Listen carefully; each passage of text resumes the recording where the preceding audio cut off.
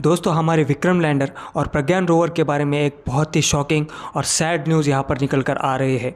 जी हाँ दोस्तों, इसरो के फॉर्मर चीफ ने ये खुद कहा है कि हमारे विक्रम लैंडर और प्रज्ञान रोवर से पूरी तरीके से संपर्क टूट चुका है और वो अब रिवाइव नहीं हो सकते, यानी कि वो अब फिर से एक्टिवेट नहीं हो सकते। जी हाँ दोस्तों, ये काफ़ी सैड न्यूज़ हमारे लिए सामने निकल कर आ रही है। इसरो के फॉर्मर चीफ किरण कुमार ने ये खुद स्टेटमेंट देकर कहा है कि no hope of reviving Vikram lander and Pragyan rover, यानी कि उन्होंने ये साफ साफ मेंशन किया है कि हमने विक्रम लैंडर और प्रज्ञान रोवर से अपना कांटेक्ट खो दिया है और अब उनसे कांटेक्ट करना लगभग नामुमकिन है, ऐसा इसरो के फॉर्मर चीफ ने कहा है। जी हाँ दोस्तों, ये एक बहुत ही सैड न्यूज़ है हमारे देश के लिए, क्योंकि हमने सितंबर 4 और सितंबर 6 को विक्रम लैंडर और प्रज्ञान रोवर को यहाँ पर स्लीप मोड पर भेज दिया था कि चांद की जो नाइट होती है वो 14 डेज़ के लिए होती है और वहाँ पे चांद का टेम्परेचर काफ़ी ज़्यादा कम हो जाता है, लगभग -200 डिग्री सेल्सियस तक चांद का टेम्परेचर कम हो जाता है। इसलिए हमने विक्रम लैंडर और प्रज्ञान रोवर को स्लीप मोड पर यहाँ पर भेज दिया था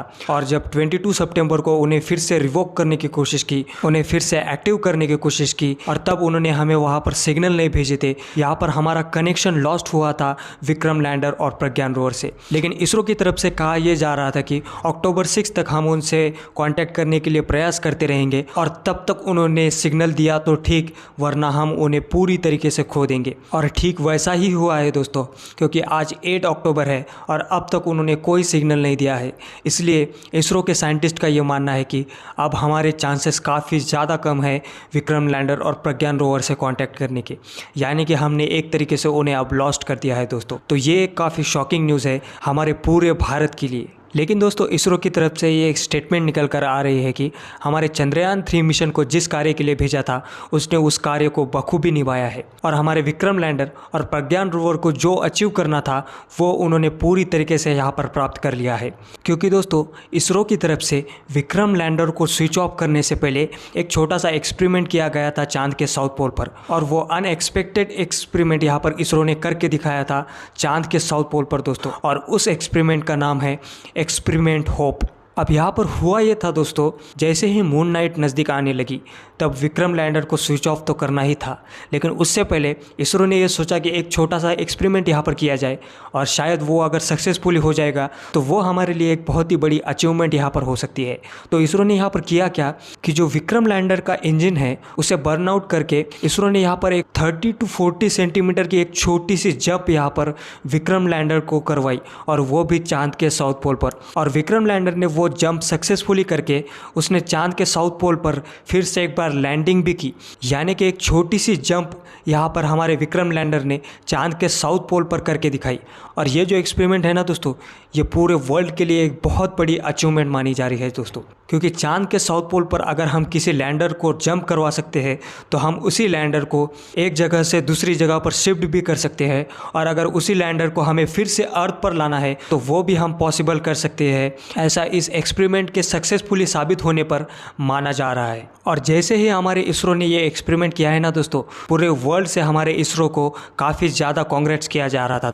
जैसे कि आप इस टाइम्स नाउ की एक रिपोर्ट को देखिए दोस्तों, जहां पर उन्होंने खुद कहा है कि the Vikram lander attend N unexpected milestone when it performed a hope experiment, यानी कि हम यहां पर इस बात का अंदाज़ा लगा सकते हैं दोस्तों कि किस तरह एक बहुत बड़ा माइलस्टोन यहां पर हमारे विक्रम लैंडर ने यहां पर अचीव करके दिखाया है। लेकिन यह तो केवल एक एक्सपेरिमेंट था, दरअसल ऐसी कई और चीज़ें हैं जो हमारे विक्रम लैंडर ने चांद के साउथ पोल पर ढूंढ कर निकाली है।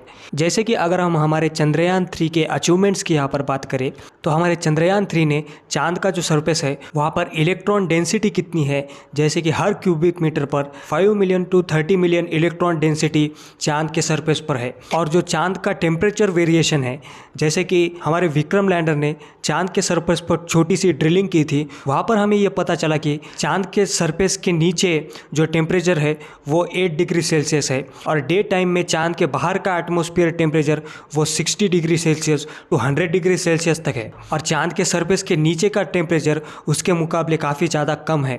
ये भी एक खोज हमारे चंद्रयान 3 ने यहाँ पर ढूंढ कर निकाली है। और एक और जो कि सल्फर की मात्रा यहाँ पर चांद के साउथ पोल वाले रीजन में काफ़ी ज़्यादा देखने को मिली है। ऐसी एक इन्वेस्टिगेशन यहाँ पर सामने निकल कर आ रही है। और जो चांद पर मून क्विक्स होते हैं, जैसे कि हमारे अर्थक्विक होते हैं, वैसे चांद पर भी मून क्विक होते हैं। ऐसी एक बहुत ही क्रूशल इन्फॉर्मेशन हमारे चंद्रयान 3 ने यहाँ पर इसरो को दी है। तो इससे हम ये अंदाज़ा लगा सकते हैं दोस्तों, हमारे चंद्रयान 3 ने वो सब कुछ अचीव कर लिया, वो सब कुछ उसने प्राप्त कर लिया जिसके लिए उन्हें भेजा गया था। लेकिन दोस्तों यहाँ पर हमारे चंद्रयान 3 मिशन पर चाइना ने बहुत बड़ा इल्ज़ाम लगाया है।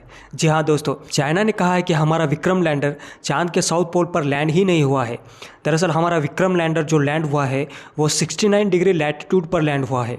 और जो चांद का साउथ पोल है वो चाइना के मुताबिक 88.5 डिग्री टू 90 डिग्री लैटिट्यूड इसके अंदर ही आता है। यानी कि जो हमारा विक्रम लैंडर लैंड हुआ है वो चांद के साउथ पोल से 619 किलोमीटर दूर लैंड हुआ है, ऐसा चाइना का मानना है। यानी कि यहाँ पर चाइना ने हमारे भारत देश के चंद्रयान 3 मिशन पर सरासर एक बहुत बड़ा इल्ज़ाम यहाँ पर लगाया है। और एक और चीज़ यहाँ पर चाइना ने ये कही है कि हमारे जो मून एक्सप्लोरेशन के जो मिशंस है वो लॉन्ग टर्म होते हैं। हमारे इंजन, हमारी कैपेबिलिटी काफ़ी ज़्यादा है एज़ कम्पेयर टू भारत के मून मिशन से। अब यहाँ पर उन्होंने एक एग्जाम्पल दिया है चाइना के U22 रोवर का। दरअसल ये मिशन चाइना द्वारा 2019 में लॉन्च किया था और तकरीबन 5 साल हो चुके हैं।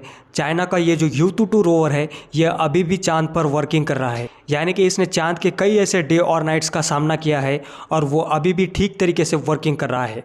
और इसलिए चाइना ये कह रहा है कि हमारे इंजन और हमारी जो टेक्नोलॉजी है वो काफ़ी ज़्यादा एडवांस है, इसलिए हम लॉन्ग टर्म मिशन मून पर भेजने में सफल हुए हैं, ऐसा चाइना का मानना है। लेकिन चाइना को ये समझना होगा कि हमारा चंद्रयान 3 ये जो मिशन था वो केवल एक एक्सपेरिमेंट था चांद के साउथ पोल को एक्सप्लोर करने के लिए। क्योंकि इस चीज़ को नासा समेत सभी साइंटिस्ट ये मानते हैं कि चांद का साउथ पोल काफ़ी ज़्यादा डेंजरस है। क्योंकि जैसे जैसे हम चांद के साउथ पोल के नज़दीक जाने की कोशिश करेंगे, चांद की मैग्नेटिक फील्ड, चांद के एटमॉस्फेरिक प्रेशर में डिफरेंस, ग्रेविटी और टेम्परेचर वेरिएशन, इनमें बहुत ज़्यादा वेरिएशन हमें देखने को मिलते हैं। इसलिए चांद के साउथ पोल पर जाना ही अपने आप में एक बहुत बड़ी अचीवमेंट है जो हमारे भारत ने करके दिखाई है।